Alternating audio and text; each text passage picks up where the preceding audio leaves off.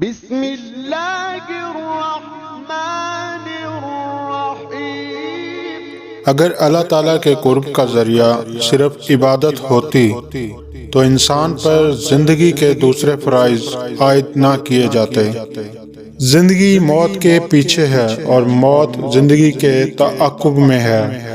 جب تک ان میں سے کوئی ایک ختم نہیں ہوتا یہ کھیل جاری و ساری رہتا ہے۔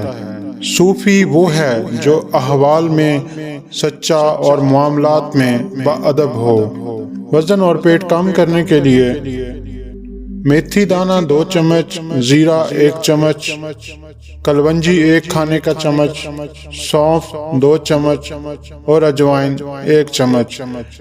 ان 5 اجزاء کا پاؤڈر تیار کرنا ہے اور اس پاؤڈر کو دوپہر اور رات کے کھانے کے آدھا گھنٹہ بعد پانی کے ساتھ لینا ہے۔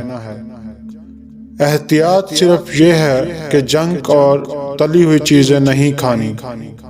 غربت کا مقام باعث سے وحشت ہوتا ہے کیونکہ آدمی اس سے مانوس نہیں ہوتا۔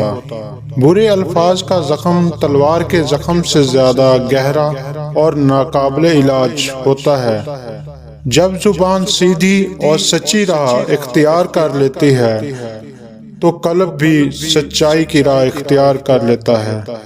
گناہ ایک ایسا ناسور ہے جس کو اگر ترک نہ کیا جائے تو یہ بڑھ کر ناقابل علاج ہو جاتا ہے۔